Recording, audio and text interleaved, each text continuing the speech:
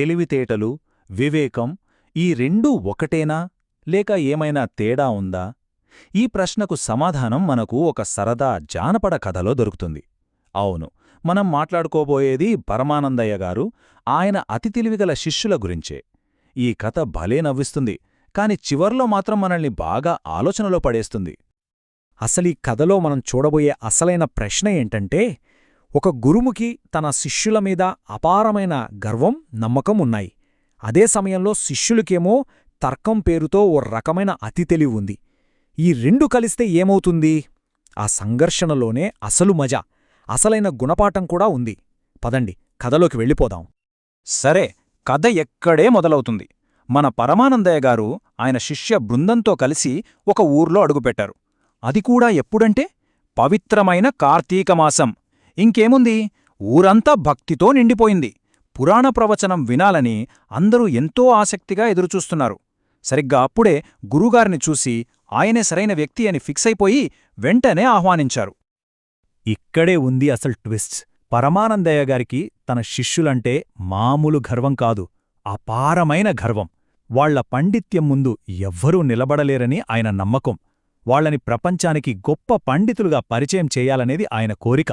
అందుకే ఈ పురాణ ప్రవచనం నేను చెప్పను, నా శిష్యులే చెప్తారు, వాళ్ల ప్రతిభ ఏంటో లోకానికి తెలియాలి కదా అని చెప్పి ఆ బాధ్యతను వాళ్లకు అప్పగించారన్మాట. అంతే, తన శిష్యుల మీద 100% నమ్మకంతో గ్రామస్థులకు వాళ్ళనప్పగించారు. నాకు కొంచెం విశ్రాంతి కావాలి, మీరు కానివ్వండి అని చెప్పి హాయిగా నిద్రలోకి జారుకున్నారు. తన శిష్యులు తన పరువు నిలబెడతారని ఆయనకు ఎంత నమ్మకమంటే అంత నమ్మకం. సరే, సీన్ కట్ చేస్తే మొదటి రాత్రి ఊరంతా భోజనాలు చేసి దీపాల వెలుగులో ఏర్పాటు చేసిన సభ దగ్గర గుమిగూడారు. గురువుగారి శిష్యుల పాండిత్యం ఎలా ఉంటుందో వినాలని అందర్లోనూ ఒకటే ఆసక్తి. అంతా రెడీగా ఉన్నారు. అప్పుడు గురువుగారి శిష్యుల్లో ఒకరు నెమ్మదిగా వేదిక మీదకు వచ్చారు. ఎంతో వినయంగా సభకు నమస్కరించి ఒకే ఒక్క ప్రశ్న అడిగారు. అబ్బా, ఆ వినయం చూసి గ్రామస్తులంతా మురిసిపోయారు. కాని వాళ్ళకి తెలీదు, అసలు నాటకం ఇప్పుడే మొదలవ్వబోతోందని. దానికి గ్రామస్థులు ఎంతో వినయంగా, లేదు స్వామీ, మాకు తెలియదు అన్నారు. అంతే, ఆ శిష్యుడు ఆ మాట పట్టుకున్నాడు. ఓహో, ఏమీ తెలియని మీకా నేను చెప్పాల్సింది? నేను చెప్పినా మీకేమర్థమవుతుంది అని చెప్పి ఒక్క మాట కూడా మాట్లాడకుండా టక్కున వేదిక దిగి వెళ్ళిపోయాడు. చూశారా లాజిక్? ఇక్కడ ఇంత సీన్ జరుగుతుంటే మన గురువుగారు ఏం చేస్తున్నారనుకున్నారు?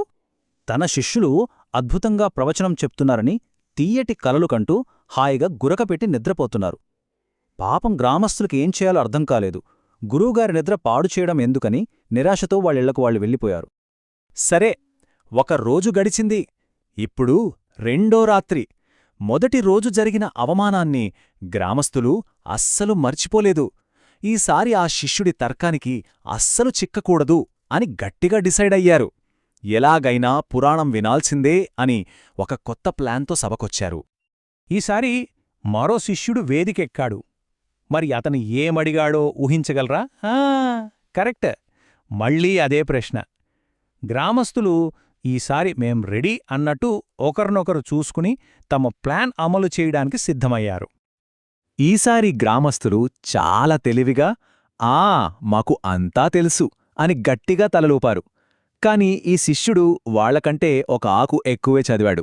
అలాగా, మీకన్నీ తెలిస్తే మరి నేను కొత్తగా చెప్పడానికేముంటుంది అని ఒక్క మాటతో వాళ్ల నోరు మూయించేసి చక్కా వెళ్ళిపోయాడు. పాపం, గ్రామస్తులు రెండోసారి కూడా బోల్తాపడ్డారు. ఇక గురువుగారి సంగతి చెప్పాలా? మళ్ళీ అదే కథ. ఇక్కడ గ్రామస్తులు నిరాశతో నిట్టూరుస్తుంటే పరమానందయ్య గారేమో తన శిష్యులు గ్రామస్తుల్ని జ్ఞానంతో ఉక్కిరిబిక్కిరి చేస్తున్నారని అనుకుంటూ హాయిగా ప్రశాంతంగా నిద్రపోతున్నారు. 2 రోజులు అవమానం జరిగింది, చాలు అనుకున్నారు గ్రామస్తులు. ఇక మూడో రాత్రికి ఒక ఫూల్ ప్రూఫ్ ప్లాన్ వేశారు. ఈసారి శిష్యుడు ఎలా అడిగినా తప్పించుకునే ఛాన్సే ఇవ్వకూడదని డిసైడ్ అయ్యారు. వాళ్ళేం చేశారంటే, సభకు వచ్చిన జనాల్ని 2 గ్రూపులుగా విడగొట్టారు. ఒక గ్రూప్ తెలుసు అని చెప్పాలి, మరో గ్రూపు తెలియదు అని చెప్పాలి. ప్లాన్ అదిరింది కదా? కథ ఇప్పుడు క్లైమాక్స్కొచ్చేసింది. మూడో రాత్రి. ఈసారి దేవభూతి అనే శిష్యుడు వేదికెక్కాడు. ఇతను మిగతా వాళ్లందరికంటే చాలా చురుకైనవాడు, తెలివైనవాడు. ఒకవైపు గ్రామస్తులో తమ పక్కా ప్లాన్తో రెడీగా ఉన్నారు. మరోవైపు దేవభూతి తన అతి తెలివితో సిద్ధంగా ఉన్నాడు. ఏం జరగబోతుందో చూద్దాం. అనుకున్నట్టే జరిగింది. దేవభూతి కూడా వచ్చి అదే ప్రశ్న అడిగాడు.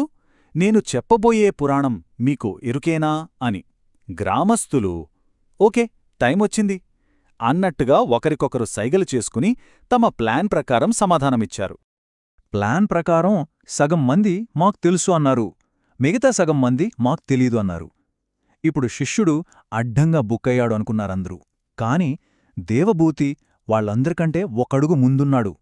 అతను చిరునవ్వు నవ్వి, అద్భుతం, అయితే ఇక్కడ నా పనేముంది, మీలో తెలిసినవాళ్లే తెలియనివాళ్లకు చెప్పేయండి అని అంటూ గిరుక్కున వెనక్కి తిరిగి వెళ్ళిపోయాడు. అంతే, కథ కంచికి. ఇక గ్రామస్థుల సహనం నశించిపోయింది. 3 రోజులుగా ఈ గురుశిష్యులు తమ పాండిత్యాన్ని కాదు, కేవలం అతి తెలివిని, తర్కాన్ని ప్రదర్శిస్తున్నారని వాళ్ళకి క్లియర్గా అర్థమైపోయింది. వాళ్ల ఓపికకు ఒక హద్దుంటుంది కదా. మరుసటి రోజు ఉదయం నిద్రలేచిన గురువుగారి దగ్గరికి గ్రామస్థులందరం వెళ్లారు. ఎంతో మర్యాదగా, కాని అంతే గట్టిగా, స్వామీ, దయచేసి మీరు, మీ శిష్యులు మా గ్రామం నుంచి వెళ్ళిపోతే బాగుంటుంది అని చెప్పేశారు. చూసారా, చివరికి వారి అతి తెలివే వాళ్లని ఆ ఊర్నుంచే బయటకు పంపించింది. ఈ కథ విన్న తర్వాత మన ముందు ఒక పెద్ద ప్రశ్న మిగిలిపోతోంది. కేవలం తర్కంతో వాదనలు గెలవడం, ఎదుటివార్ని మాటలతో ఓడించడం ఇది తెలివి. కాని సందర్భాన్ని అర్థం చేసుకోవడం, ఎదుటివారి మనోభావాలను గౌరవించడం ఇది వివేకం. పరమానందయ్య శిష్యుల దగ్గర తెలివి ఉండి కానీ వివేకం లేదు. మరి ఆలోచించండి, తెలివిగా ఉండటానికి వివేకంగా ఉండటానికి తేడా ఏంటి? ఈ రెండు ఒకటేనా? ఈ ప్రశ్నతోనే ఈ కథ విశ్లేషణ